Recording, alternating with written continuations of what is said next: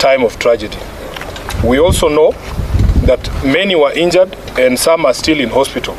We wish all of them quick recovery. We are in awe of the Kenyan youth who, through their unity of purpose, have stood with their fallen colleagues and raised vast sums of money in very short times to pay hospital bills for the injured. As a mass movement that has been on this journey of true liberation for difficulties to achieve some of the things that we have seen you do, you have absolutely earned our respect as a party, and we salute you. As believers in the right to peaceful protest as enshrined under Article 37, we condemn in the strongest terms possible the abuse of police power in the deployment of violent suppression techniques on innocent and armed protesters. Our position is that no one has to die in exercise of the rights under Article 37.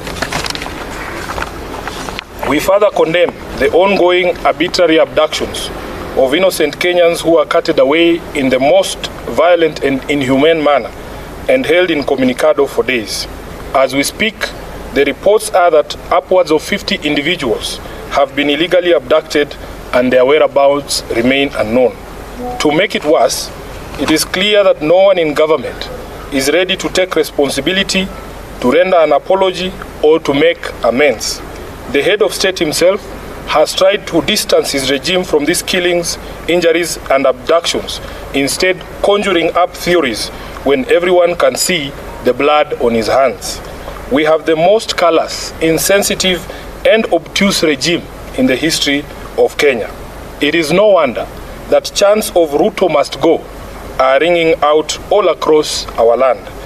Government must never abdicate its responsibility to protect life and the property of its citizens. And if it does, as Ruto has done, it deserves to go. As a party that was founded on the tenets of social justice, we shall walk the journey of bringing about justice and accountability for all of the regime's crimes since they took power. We stand with the people in their quest to liberate themselves politically, socially, and economically. Kenyans asked us to stand with them against the punitive tax proposals in the finance bill, and we did. Of the 115 members of the National Assembly who stood with the people and voted against the bill on the floor, 73 were in fact members of ODM. We applaud these great patriots and thank them for being true representatives of the people.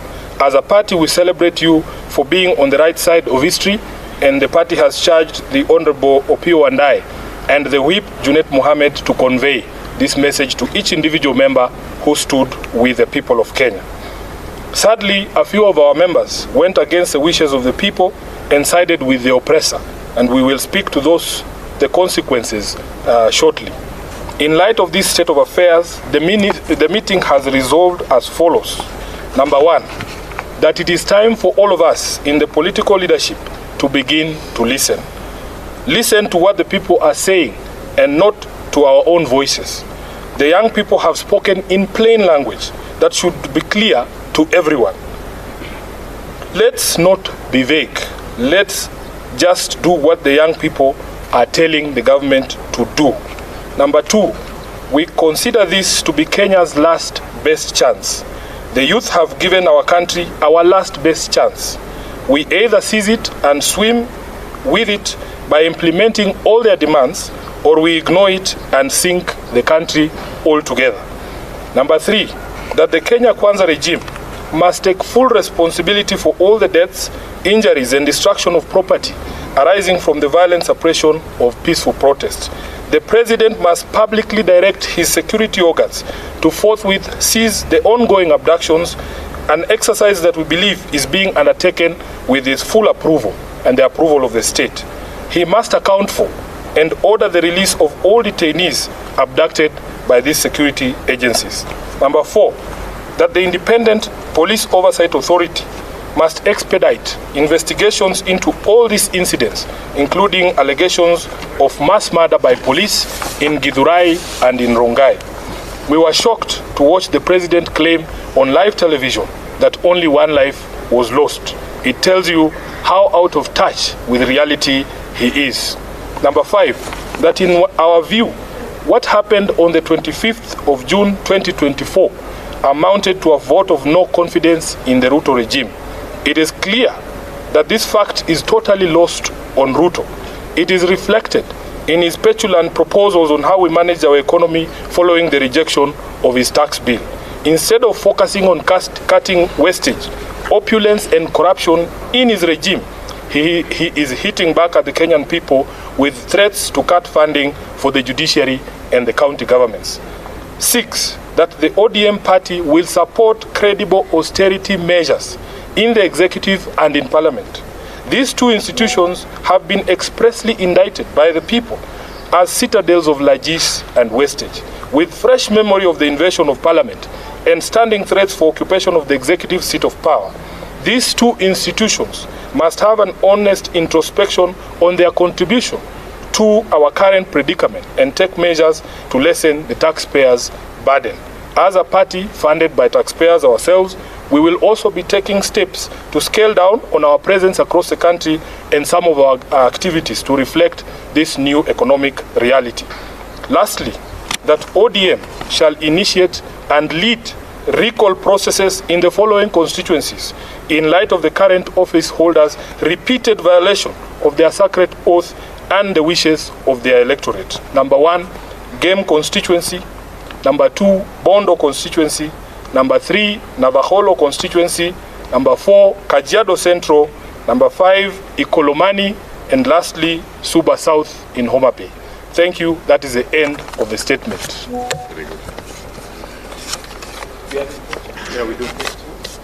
Eric? My name is Jeff. Jeff, yes. Sorry. I've seen the minority leader and the minority leader in the National Assembly. And during this time of crisis, when Kenyans are asking, did Parliament, National Assembly, have to go for a recess during this period? What actually transpired? Because when that decision was being made, there was a blackout in Parliament in terms of coverage. Even media was not allowed to cover that session. Kirui, can I first take questions that are related to the statement we've read? Brian? Yeah, I'm Brian Otieno from the Standard. Now, you said that you support the demands by the youths. One among the demands is the resignation of President Ruto. Do you support that? The youth have spoken in clear and certain terms. Let us not pretend like we don't hear what they are saying. You have heard it, we have heard it, Ruto has heard it. Yeah. Next question. Yeah, the second question was that the kind of environment that the president is enabling right now, the suppression through police, do you think it supports his calls for dialogue? No, because nobody believes what the president is saying. His actions and words are totally different. And what we have called for in our statement, first of all, is he must publicly speak to his police, publicly, and tell them that he knows what they are doing and Kenyans have asked that he stop. So if he doesn't stop that, really, there is really nothing to discuss. Many of the people he's looking for to have a discussion with are actually in custody. Let's look. You have listed some 5 constituencies that you are going to initiate the recall to. 6. 6. Yes. And you know they are not the only ones who voted yes from the party. How did you arrive at the 5? And then secondly, Yes, the criteria was very simple. In our statement, we have said repeat offenders. Those who voted against the wishes of the people in 2023 and again did it in 2024 because there are a few who met their Damascus moments this year. There are some who voted no. Yes, this is the criteria we have applied, Luke, and we want to be able to focus on these 6 as a lesson to all the others. Is there any other question? Thank you. Thank you. Thank you very much. Asanteni sana.